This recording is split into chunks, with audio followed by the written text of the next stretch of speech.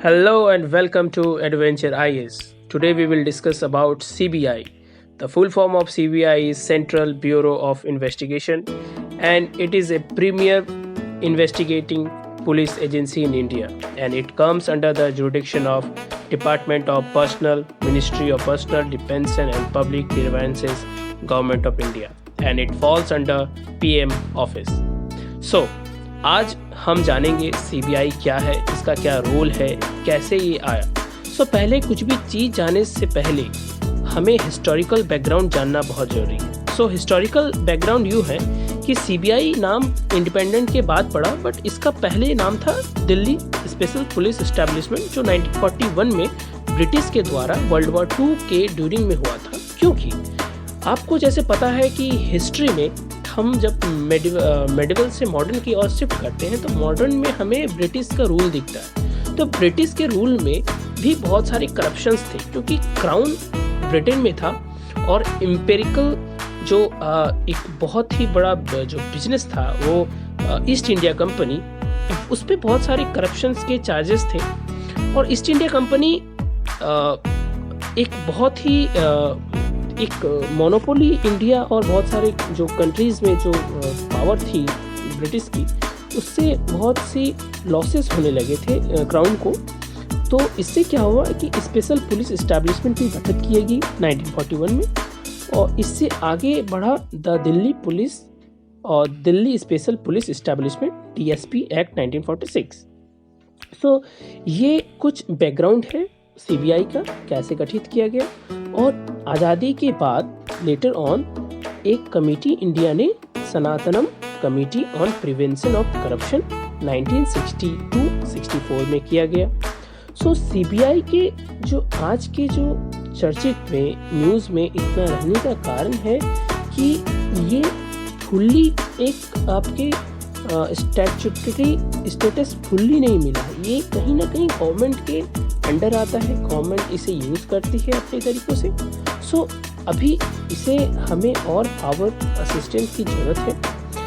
और हाल ही में इंडिया ने इंटरपोल की एक मीटिंग हुई थी इंडिया में। और इंटरपोल क्या है? इंटरपोल एक 195 कंट्रीज़ का एक समूह है। इसे मिनिस्ट्री ऑफ होम अफेयर्स से इसके बहुत से ये हैं, मिनिस्ट्री ऑफ होम अफेयर्स इसे डायरेक्ट कंट्रोल करते हैं। इंटरपोल 195 कंट्रीज़ के जो कंसेंट से बनाया गया है। और इंडिया में जो कन्विक्शन रेट है, सीबीआई का कन्विक्शन रेट 65 to 70% है कंपेयर टू अदर वर्ल्ड और other countries. Types of cases जो सीबीआई हैंडल करती है वो क्या क्या है?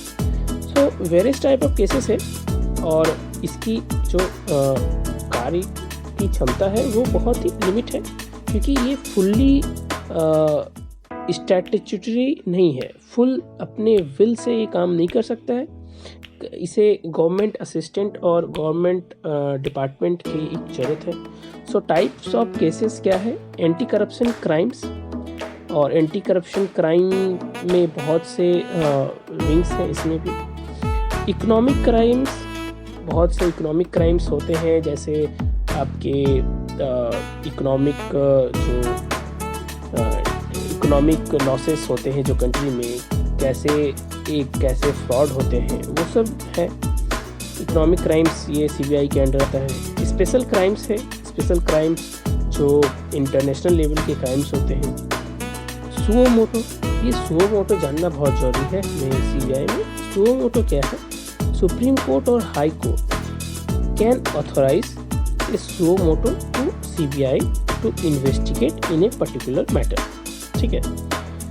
इन एन पर्टिकुलर मैटर में क्या क्या आएगा? तो suo motu action direct supreme court और हाई कोर्ट ले सकते हैं। और इससे हम थोड़े सुओ मोटो, हम एक टर्म और यहाँ जान जाएंगे सुओ मोटो से, जुडिक्शन और जुडिशियल ओवररीच। कहीं कहीं जुडिशियल ओवररीच भी हम टॉपिक है, बाद में हम कवर करेंगे इसे अच्छे से। नीड फॉर बेटर और बेटर सीबीआई, हम सीबीआई को और बेटर और बेस्ट कैसे बनाएं? पहला है कि इसे स्टैट्यूटरी स्टेटस दिया जाए। सेकंड है कि इसे डीलिंग गवर्नमेंट मेक ऑटोनोमस कर देना चाहिए, मीन्स ये अपने पावर अपना इन्वेस्टिगेशन खुद करना चाहिए। हाँ, चेक्स एंड बैलेंसेस होते हैं, वो होना भी चाहिए। स्ट्रेंथ ऑफ सीबीआई को बढ़ाना चाहिए और मोर पावर्स देना चाहिए, फाइनेंशियल रिसोर्सेज देना चाहिए। Thank you and like share and subscribe.